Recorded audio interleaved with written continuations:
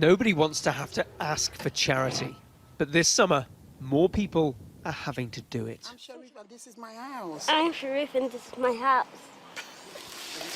These are the pyjamas for Sharif that we got for Sharif. These are the bath towels. You feel like the world is coming to an end. Sometimes that's the way I feel like, what's happening? I'm sick and tired of this. When is this going to stop? Can this stop?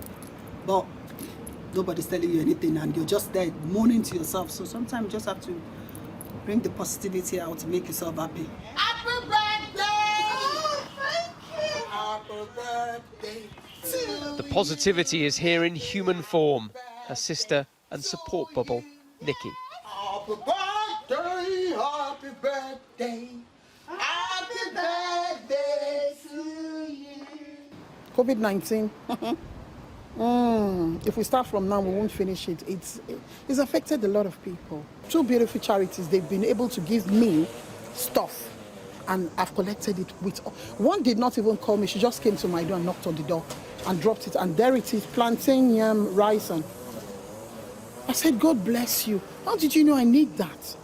So it is now. Ask for the help now. Don't wait for tomorrow. You have to ask, then you will be given. All the data shows quite clearly that those who can least afford it are the ones being hit hardest by COVID-19, both the virus itself and the fallout from it.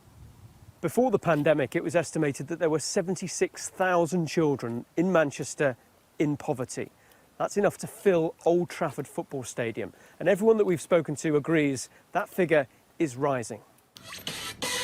Almost 750,000 people in the UK have lost their jobs since March when lockdown began. The office... I delivered to somebody Turn left onto Church Lane. recently and she was in tears as she accepted what I dropped off for her.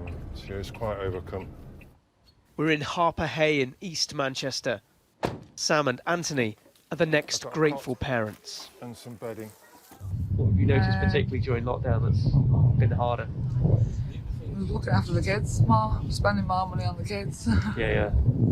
So how many have you got? 5, 1 on the way. Really? How far's this one? Next month.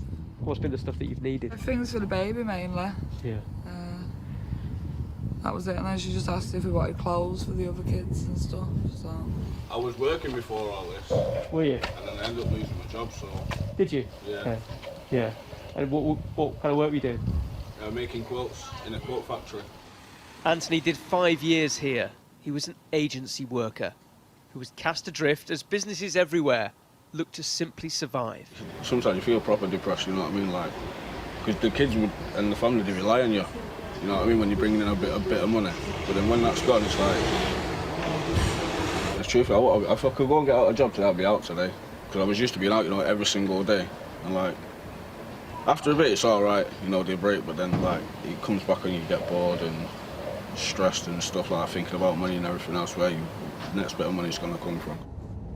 Turn left at the traffic light, then turn right. Next stop, a community centre in Newton Heath to pick up a donation. The pandemic has really crucified us. Frustration, I think, is a big word in Newton Heath at the moment. People are frustrated with everything. And it's not a healthy position to be in. It's not healthy, is it? No, definitely not healthy. And like I say, your stress levels go up, don't they? Up through the roof. Yeah. Your mental health then suffers. And then, not that you will take it out on the kids, but you could. Yeah. I bet there's a lot of children being shouted at. The donations arrive back at Wood Street in the middle of Manchester, where they've been doing this for the past 150 years. And this is what poverty looked like in 1900 at this charity. The boys who, if they survived to adulthood, would have been sent to the front line in World War I. 74. Okay. So this basement would have had 200 or 300 people a night sleeping on the floors. It was a different era, and some people struggle to accept that poverty exists today in modern Britain.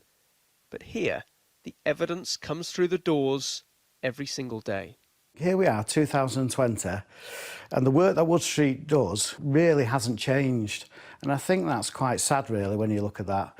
You know, that we're such a modern country, but no government has ever tackled the issue of child poverty in this country properly.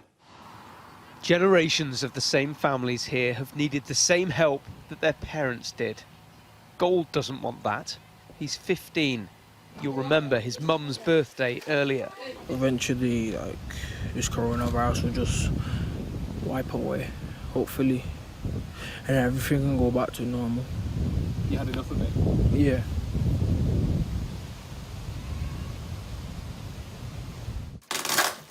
Everyone has had enough of this virus.